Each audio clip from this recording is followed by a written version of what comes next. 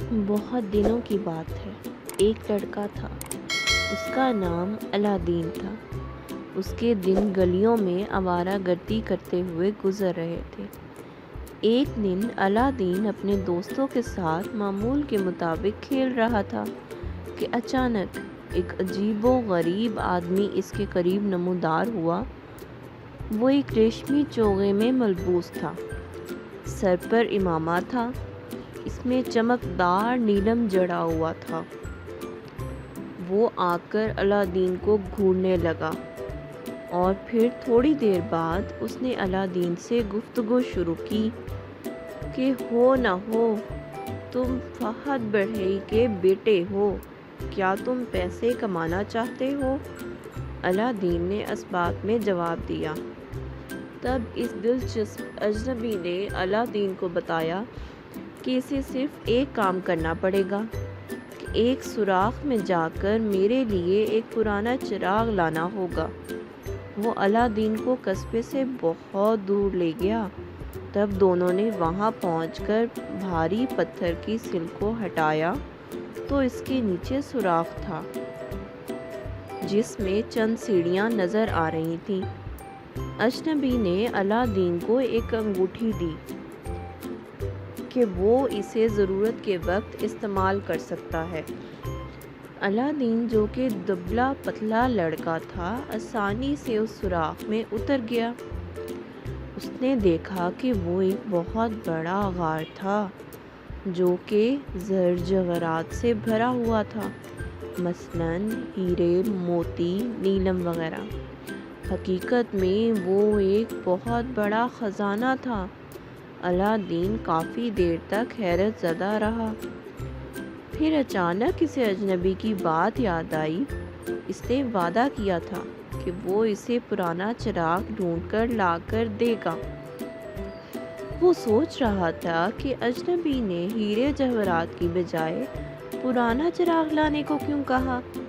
اس نے اوپر نیچے دیکھا، دائیں بائیں دیکھا اور آخر چراغ ڈھونڈ ہی لیا، جو کہ جواہرات سے بھرے ایک صندوق پر پڑا تھا۔ اس نے چراغ کو اٹھا کر دیکھا مگر اس میں کوئی خاص بات محسوس نہ ہوئی۔ اس نے سوچا کہ اجنبی ضرور کوئی جادوگر ہے، ورنہ اسے پرانے چراغ سے کیا واسطہ۔ اس نے چراغ اٹھایا اور سیڑھیوں پر چڑھ گیا۔ وہاں وہ آدمی الادین کا انتظار کر رہا تھا چراغ لینے کے لیے۔ وہاں پہنچ کر الادین نے اجنبی سے کہا کہ مجھے باہر نکالو، مگر اجنبی نے کہا پہلے چراغ میرے حوالے کرو۔ دونوں کافی دیر تک بحث کرتے رہے، لیکن وہ آدمی اپنی ضد پر اڑا رہا۔ آخر کار الادین اس کی چالاکی سمجھ گیا اور واپس آ کر سیڑھی پر بیٹھ گیا، اور بوڑھے آدمی نے پتھر کی سل سے غار کا منہ بند کر دیا اور چلا گیا۔ الادین بیچارہ اتنے بڑے غار میں اکیلا بہت خوفزدہ تھا۔ اس نے سوچا کہ کہاں سے کیسے نکلا جائے۔ اسے انگوٹھی کا خیال آیا جو اجنبی نے اسے دی تھی۔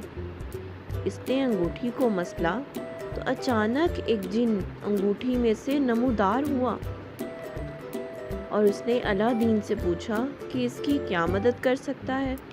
الادین اسے دیکھ کر بدحواس ہو گیا۔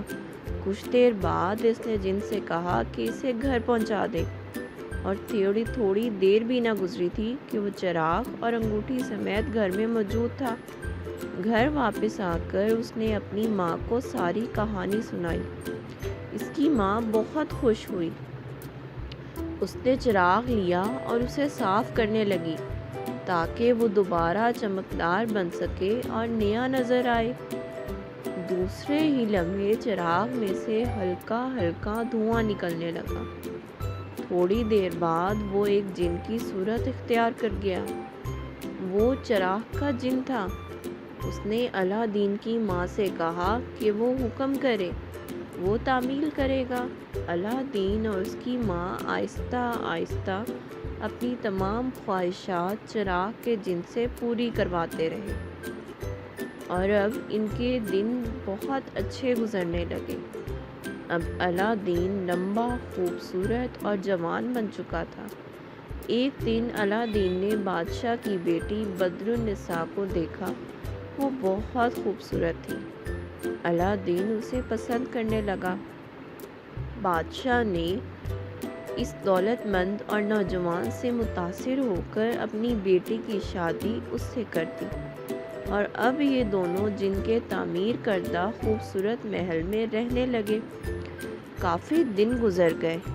ایک دن جب شہزادی گھر میں اکیلی تھی، ایک تاجر اس کے محل کی کھڑکی کے پاس سے گزرا۔ اس نے آواز لگائی کہ نئے چراغ لے لو اور پرانے چراغ دے دو۔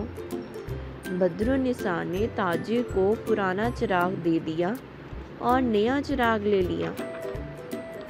وہ تاجر دراصل وہی جادوگر تھا۔ جادوگر نے چراغ اٹھا کر اسے رگڑا تو جن حاضر ہو گیا، اور جن نے کہا تم جو کہو گے میں وہی کروں گا۔ اس نے جن کو حکم دیا کہ شہزادی کو محل کے سمیت اٹھا کر بہت دور لے جائے جہاں الادین نہ پہنچ سکے۔ اسی اثناء میں الادین واپس آیا۔ وہ بہت اداس ہوا کہ وہاں کچھ بھی نہ تھا، نہ محل نہ شہزادی۔ وہ سارا ماجرا سمجھ چکا تھا۔ اس کو یقین تھا کہ یہ سب جادوگر نے کیا ہے۔ اچانک اس کو انگوٹھی والے جن کا خیال آیا۔